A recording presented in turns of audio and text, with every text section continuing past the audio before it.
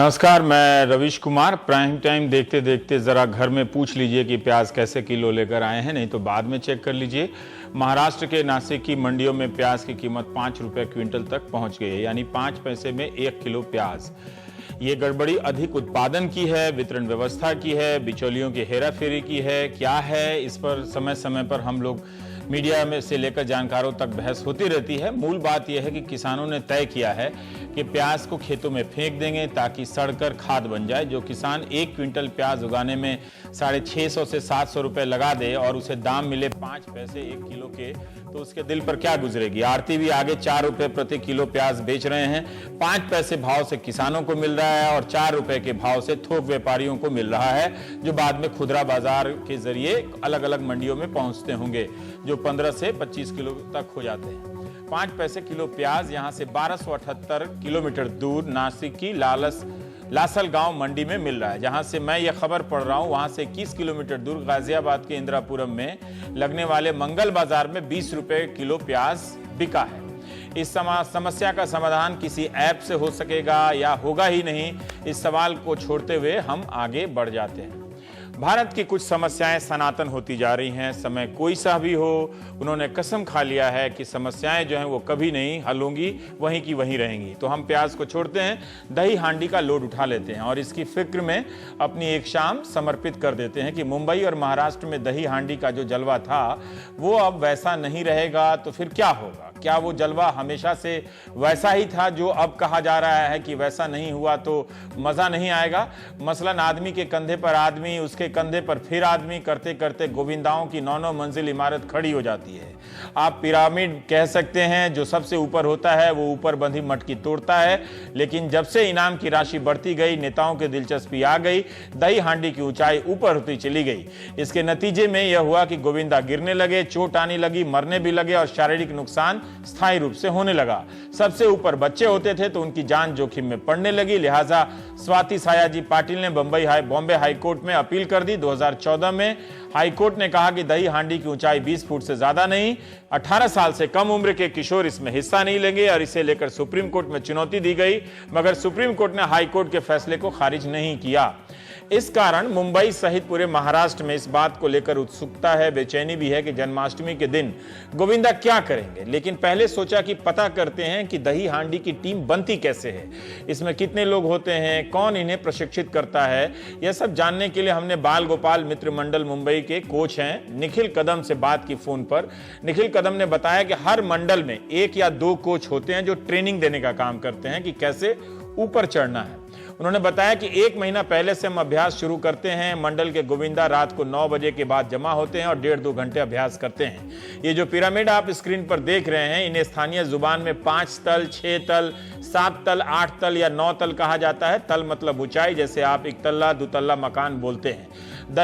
6 तल दही हांडी लगाने के लिए 100 से 150 लोगों की जरूरत होती है। सबसे पहले नीचे 8 लोग होते हैं बेस में, इसके ऊपर 5 लोग, फिर 3 लोग, फिर 3 के ऊपर 1-1 करके 3-2 करके ऐसे लोग पहुंचते हैं। सबको एक दूसरे के ऊपर चढ़ाने के बगल में आदमी इंसानों की एक सीढ़ी भी होती है।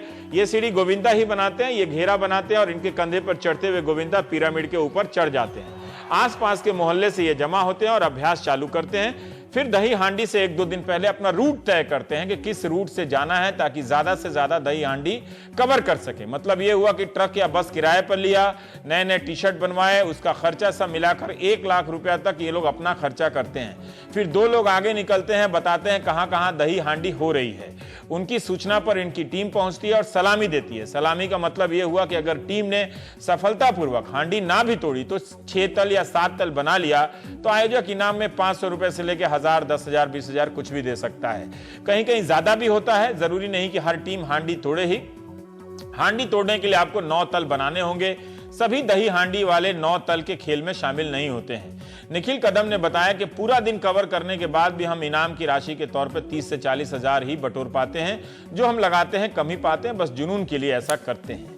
सुप्रीम कोर्ट ने कहा कि दही हांडी वाले 20 फुट से ऊंचे नहीं जा सकते हैं। अब इसे लेकर राजनीतिक विवाद हो रहा है, जैसा जलीकट्टू के समय तमिलनाडु में हुआ था, वहां भी चुनाव था, इधर भी चुनाव की बात हो रही है कि शिवसेना, मनसे और बीजेपी सुप्रीम कोर्ट को स्थानीय परंपरा में हस्तक्षेप नहीं करना चाहिए, ऐसी उनकी अलग अलग जबान में राय आ रही है। यह सरकार का काम है। महाराष्ट्र सरकार ने भी कहा है कि हम अदालत के निर्देशों का पालन करेंगे। हांडी मंडलों का कहना है कि अगर हांडी ऊपर नहीं लटकी तो रोमांच चला जाएगा। लेकिन क्या आयोजक कानून तोड़ने का जोखिम उठाएंगे या पुलिस कार्रवाई करेगी, ये दो सवाल हैं। महाराष्ट्र सरकार के खेल विभाग ने दही हांडी को एडवेंचर स्पोर्ट्स का दर्जा दिया है।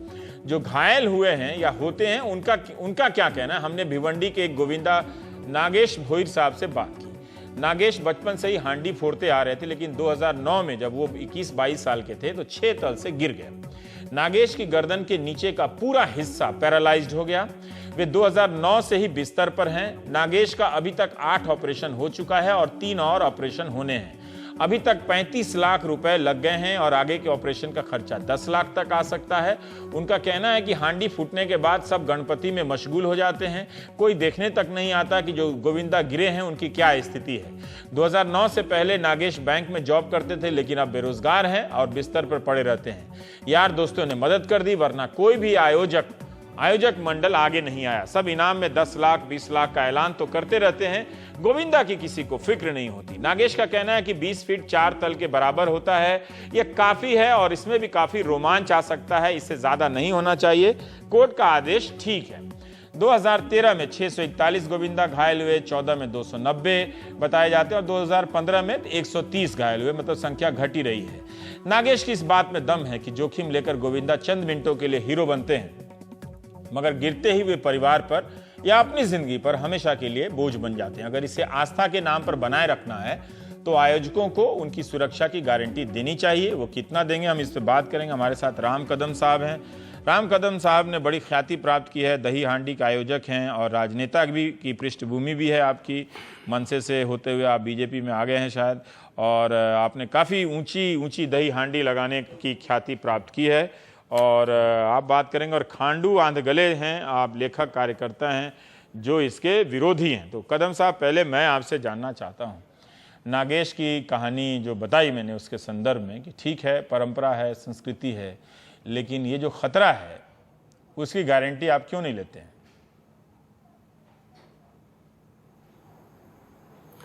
नहीं रवि जी, निश्चित तौर पे आपने जो प्रश्न पूछा है, बड़ी स्पष्टता के साथ मैं आपको प्रारंभ में ये बता दूं कि हांडी के पूरे दिन भर में सभी इसका आनंद लेते हैं। घाटकोपर में मैं जो करता हूं, लगभग पूरे दिन भर में 5 से 6 लाख लोग, फुटफॉल कहेंगे हम, उतने लोग वहां पर आकर के जाते हैं। पर दूसरे दिन जो दुर्घटनाएं हम अखबारों में पढ़ते हैं, जो देखते हैं, वो दुर्घटनाएं देख करके मन विवश होता है। तो कहीं पर कोर्ट के निर्णय को लेकर के यदि हम बात करें तो निश्चित तौर पे हम सारे आयोजक कोर्ट के निर्देशों का पालन करेंगे, पर उसके साथ साथ ये जो दुर्घटना घटती है उसके कुछ सिक्योरिटी के मेजर्स अगर निकाले जाते तो सारे आयोजक तथा गोविंदा उनमें एक अलग से हर्ष होता। अब देखा यह गया है, जितने भी मैंने गोविंदाओं से बात की, जो अलग अलग मंडल हैं, ये सारे मंडलों की लगभग 2 महीने 3 महीने से ये प्रैक्टिस करते हैं। आपने कहा 1 महीने से करते, तो वो पूरा सच नहीं है। कई मंडल 2 महीने से 3 महीने से उनमें प्रैक्टिस चलती रहती है।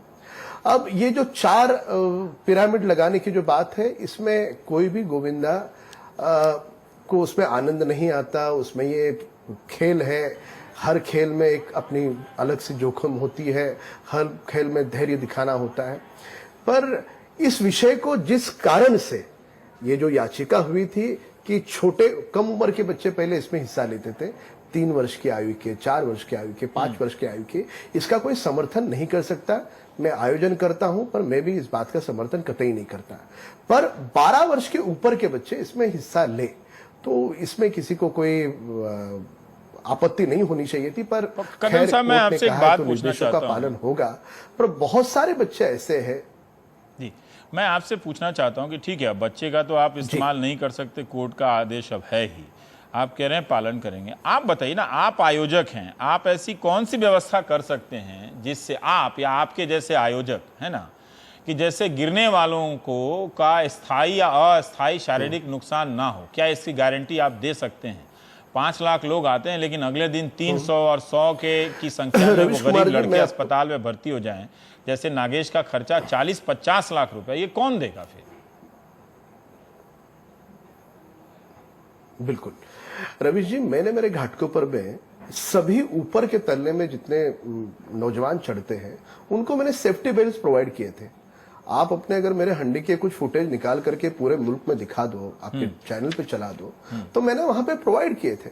अगर सेफ्टी बेल्ट अगर ऊपर चढ़ने वाले बच्चों को दिया जाता है तो पूरा का पूरा पिरामिड गिर भी जाए तो सेफ्टी बेल्ट के कारण वो बचा रहता है। क्या है ये सेफ्टी बेल्ट, आप थोड़ा बता सकते हैं क्या है? तो सेफ्टी नेट लगाया जा सकता है, कई सारे प्रबंध हो सकते हैं। हाँ, ये बात मैं मानता हूं कि बहुत सारे गोविंदा वो लेने से नकारते हैं, जो अच्छी बात नहीं है, पर मैंने प्रबंध किया था।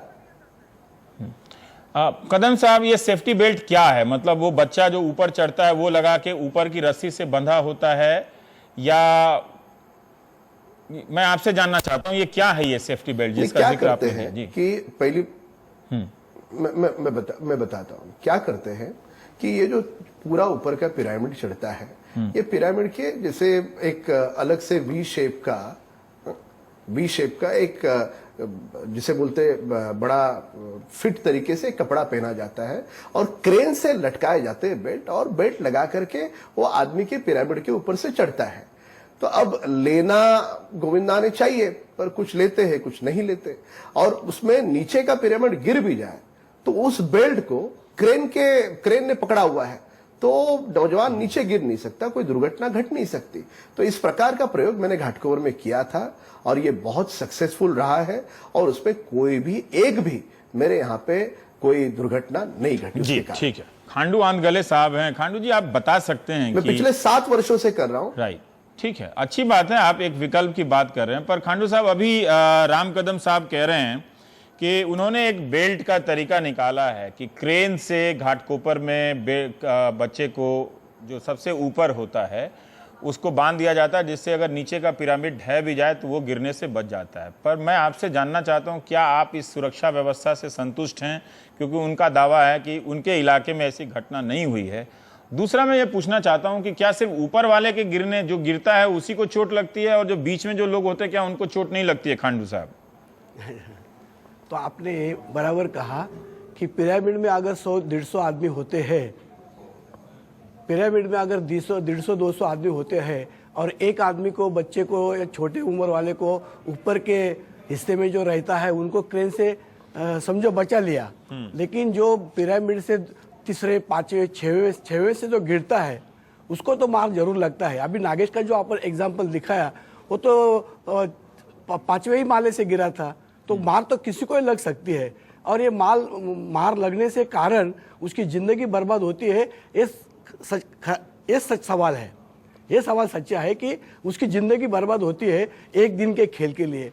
और पूरे महाभारत में जो गीता में लिखा है या कृष्ण लीला में जो दिखाया, उसमें ऐसी ज्यादा से ज्यादा 5 फुट की हंडी के ऊपर से वो अपने दही निकालते थे, या ऐसे 10 और 5 और 9 थर लगाते नहीं थे कृष्ण भगवान। जी जी जी, हाँ खांडू साहब। जी साहब। हाँ, आप रुक गए बोलते बोलते। जी हाँ, मैं ये कहना चाहता था कि जो क्रेन से एक बच्चा को ही बचा सकते हैं, हाँ। लेकिन पूरे टीम में कम से कम 150-200 गोविंदा होते हैं, उसमें से किसी 5-10 आदमी को नीचे गिरने के टाइम मार तो लग सकता है ना। तो ये मार नहीं लगने के लिए कुछ भी सुविधा नहीं कर सकते हैं ज्यादा तौर पे। पर मुझे एक बात, 2 आदमी को बचा सकते हैं। जी मुझे एक बात बताइए कि क्या आप कदम साहब की बात से संतुष्ट हैं कि देखिए कदम साहब कह रहे हैं कि 20 फुट कर देने से पूरा उत्साह चला जाएगा, मजा नहीं आएगा, ज्यादा ऊंचा रहना चाहिए, है ना? 20 फुट का जो कोर्ट का निर्णय है, सुप्रीम कोर्ट का, वो निर्णय ट्राई करके तो देखो, उसमें भी खुशी आ जाएगी, उसमें खुशी आ जाएगी। ये परंपरागत जो है ना, ये परंपरागत थोड़ा देखने के बाद में सुरक्षितता जो है उसका अपन आदर करना चाहिए जी, आदमी को बचाना चाहिए।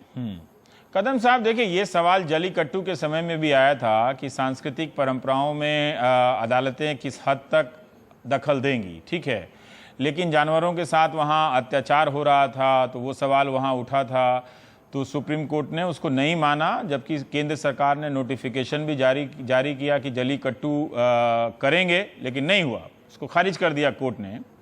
पर मैं ये जानना चाहता हूं कि ठीक है, अदालत को ये एक सवाल है कि कितना करना चाहिए, लेकिन आप बताइए ना कि अगर सरकार हस्तक्षेप ना करे, जैसा आप खुद ही कह रहे हैं कि बहुत सारे गोविंदा मानते नहीं हैं, सुरक्षा के उपाय अपनाते नहीं हैं, तो फिर सरकार / अदालत क्या करे या नागरिक लोग इसमें किस तरह से हस्तक्षेप करें? कि आज आप 9 फीट कर रहे हैं, कोई प्रमाण तो है नहीं कि 9 फुट पे ही संस्कृति इसकी शुरुआत हुई थी, कल कोई 20 फुट कर देगा, कल को कोई उससे 9 तल से ज्यादा 12 तल कर देगा, तो कहां तक ये जोखिम लेते रहेंगे कदम साहब?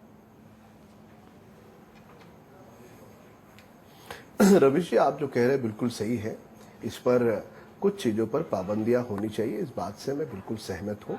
जैसे पहले मैं खुद अनुभव कर चुका हूँ कि 3, 3.5, 4 साल के बच्चे इसमें हिस्सा लेते थे और बिल्कुल वो 6, आप जो जिसे तल्ला कह रहे हैं, 6 थर, 8 थर, 9 थर पर भी छोटे छोटे बच्चे चढ़ते थे। वो किसी को मंजूर नहीं है। मैं आयोजन करता था, मैं मेरे यहाँ पे रोकता था उस विषय को। तो कुछ पाबंदियां जरूर होनी चाहिए, एक आयोजन करता करके यहाँ पे मैं पक्ष रख रहा हूँ। पर अब जिस प्रकार की पाबंदियां आ रही है कि 18 साल के नीचे का बच्चा खेल नहीं सकता, ये मैं आयोजनकर्ता के रूप में नहीं, जो खेल में हिस्सा लेने वाले गोविंदा है उनसे मैंने बात की है, उनकी यहाँ पर मैं उनका मंतव्य यहाँ पे रख रहा हूँ। तो 12 साल के ऊपर के बच्चे खेलना चाहते हैं। कौन से खेल में साहस नहीं होता?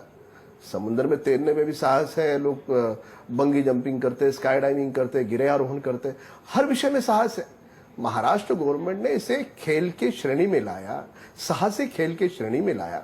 कुछ पाबंदियां जरूर हो, पर जिस प्रकार का महाराष्ट्र में पूरे गोविंदाओं में माहौल है, वो माहौल लगभग ये खेल समाप्त हो गया इस प्रकार का है। कल दिन भर महाराष्ट्र में कार्यक्रम चलेगा, आप देखो, एनडीटीवी भी चलाएगी।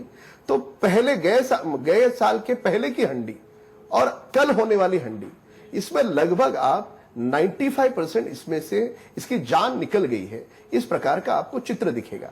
कोई कुछ भी कहे, मैं कहता हूं कि वहां पर अगर यदि मैं कह रहा हूं घाटकोपर में 5-5, 6-6 लाख लोग, किसी सभा में गाड़ियां भेजने के बाद, पैसे बटोरने के बाद भी लाख लोग जमा नहीं होते, यह अनुभव रहा है। पर ये गोविंदा खुद अपने खर्चे से लोग देखने को आते हैं, ठीक बात, लोगों को आनंद आता है उसमें। तो गोविंदा खुद खेलने को आते हैं, लोगों को आनंद आता है उसमें। पूरे देश भर में टीआरपी खुल करके होता है, जम करके होता है, टीवी पे दिखाते हैं, लोग घरों में बैठ करके भी देखते हैं। तो ये खेल है, ये साहसिक खेल है। कुछ पाबंदियां जरूर हो, पर जिस प्रकार की पाबंदियां अब आई है, उस पाबंदियों को देख करके आयोजन करता तथा गोविंदा खुश नहीं है, नाराज है। पर न्यायालय के निर्णय का हमें सम्मान करना होता है, हम पूरी तरह से उनके निर्देश का पालन करेंगे। खांडू साहब, इसमें कदम साहब की एक बात में व्यवहारिकता दिखती है कि किसी बहुत सारे साहसिक खेल होते हैं तो उसमें तो ऐसा कहीं प्रतिबंध तो है नहीं कि 18 साल से कम के बच्चे नहीं करेंगे। जैसे बंजी जंपिंग है या और भी साहसिक खेल हैं, स्कूलों में प्रोत्साहित किए जाते हैं, उन पे किसी तरह का प्रतिबंध नहीं स्काई डाइविंग है। तो कदम साहब की इस बात में एक व्यवहारिकता दिखती है। अब वो जो कह रहे हैं कि सुरक्षा के मानक बनाए जाने चाहिए, तो क्यों ना इसकी तरफ कदम बढ़ाया जाए? या आपकी तरफ से लगता है कि कोर्ट ने जो किया है वो अंतिम ही है? लेकिन इस बात का आप कैसे जवाब देते हैं कि 12 साल का बच्चा अगर खेलना चाहता है, समंदर में तैरने से भी डूब सकता है, तो ना तैरा जाए? कदम साहब के बात का मैं आदर करता हूं, लेकिन एक बात कहना चाहता हूं कि जो गुरुत्वाकर्षण है, ग्रेविटी जो है वो ग्रेविटी के कारण जो ऊपर से नीचे कोई चीज नीचे आ जाती है तो पर पाउंड पर स्क्वायर फुट उसका वेट बढ़ जाता है। तो समुद्र में तैरना या क्रिकेट के ग्राउंड पे खेलना तो वो जमीन पे उनके पैर रहते हैं, लेकिन ग्रेविटी के अगेंस्ट में जब अपन नीचे आ जाते हैं तो अपना वेट प्लस उसका नीचे का खिंचाव, इसमें से ज़्यादा मार लग जाता है। तो ये एक दिन के खेल के लिए पूरी जिंदगी 100 में से 2 आदमी की या 1 आदमी की वो खत्म होती है। तो उसके लिए अगर जो कुछ कोर्ट ने पाबंदी लगाई है, तो अभी कदम साहब ने कहा कि हम उनका सब उसकी सब सुरक्षिता रख के काम करेंगे। तो मैं बोलता हूं कि कल के गोविंदा में एक भी इंजर नहीं होगा तो अपने सबके लिए अच्छा है और ये प्रोग्राम के लिए भी अच्छा है।